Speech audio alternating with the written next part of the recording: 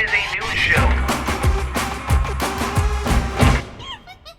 Sup Nation, hope you are having an awesome Monday. My name is Philip DeFranco. If you're not familiar, this is where I talk about news type stuff and things that matter to me today. A quickie update before we get started. For the next 24 hours or until they sell out, the hipster chimp tees are available on forhumanpeoples.com. We have a limited stock, so grab them while you can. Link to that down below. And with that out of the way, let's jump into the first story of the day. And the first thing I want to talk about today is over the weekend we had 420, or as I call it, 1/5 day because I'm simple like that. 420, of course, is the day everyone goes, yeah, marijuana's a thing. Woo! Also, happens to be Hitler's birthday. So people celebrated however they did. I personally I was at home with friends. Kind of just going, yay, some places legalized and decriminalized marijuana, and that's great. The war on drugs, specifically with marijuana, has just taken poor people, put them in jail so a privatized prison system can make money off them. That's really it. You're not saving lives, America. It's safer than alcohol, blah, blah, blah, blah. We've all heard it before. But some things did happen on 420. In a Colorado pot rally, 2 people were shot. If I had to guess, I would imagine that person wasn't high or was also on some other stuff. Or 2 stoned people actually shot themselves and they would tell the police, but they can't stop giggling about it. And then there was the Golden Gate pot party, which apparently the munchies must have been crazy because just the stuff left behind, just the garbage equated to 10,000 pounds. You dirty bastards, you created 10,000 pounds of garbage. Because it was an unofficial event, the city had to come out along with volunteers. Big props to the volunteers that went to the event and then came afterwards. Cost the city $10,000. That's kind of a dick move. Which once again is why I want to relay this message to, I know some people in the world think marijuana is the devil. Marijuana is a good mood modifier and shitty people are shitty people. It's just, sometimes shitty people also happen to smoke marijuana. But that's just me. I mean, look at me.